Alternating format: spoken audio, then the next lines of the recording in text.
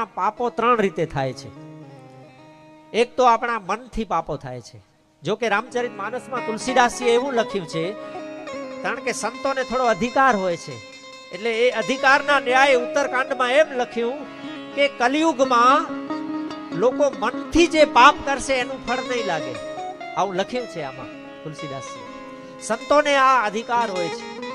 ચૈતન્ય મહાપ્રભુના જીવનમાં એક કથા આવે કે પહેલા હરે કૃષ્ણ કૃષ્ણ કૃષ્ણ હરે હરે જે મંત્ર હતો એ આવી રીતે હતો, હરે રામ. પણ ચૈતન્ય મહાપ્રભુએ એ મંત્રને ફેરવી નાખ્યો, કારણ કે મંત્રનું ઉચ્ચારણ ન થાય, પણ આ મંત્રને ફેરવ્યો એટલે આમ જનતા પણ એનું ઉચ્ચારણ સસ્વર કરી શકે. એટલે સંતોને અધિકાર હોય છે. એ અધિકારના ન્યાય તુલસીદાસજી એમ કહે કે કલિયુગમાં માનસ પાપ નહીં લાગે, પણ કરવું ન જોઈએ મનથી પણ, કારણ કે જે મનથી બીજાનું અકલ્યાણ વિચારે છે એની ચિત્તની અશુદ્ધિ બતાવી છે શાસ્ત્રમાં.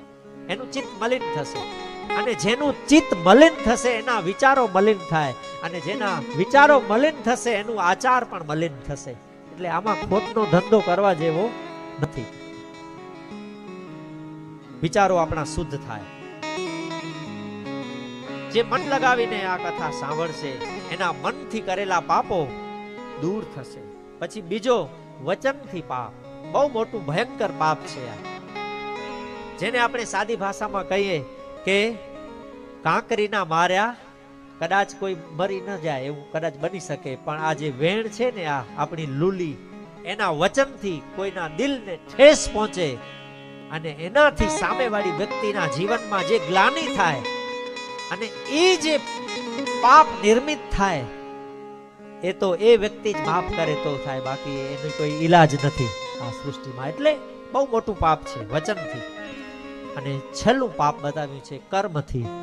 આપણા કર્મો એવા દિવ્ય બને. અત્યાર સુધી જીવન ગમે તેવું આપણે જીવ્યા, પણ રામ કથા સાંભળ્યા પછી આપણા કર્મો સાચા માર્ગે સારા બને, ધર્મને અનુકૂળ બને, તો આ 9 દિવસની રામકથા આપણી સફળ થાય.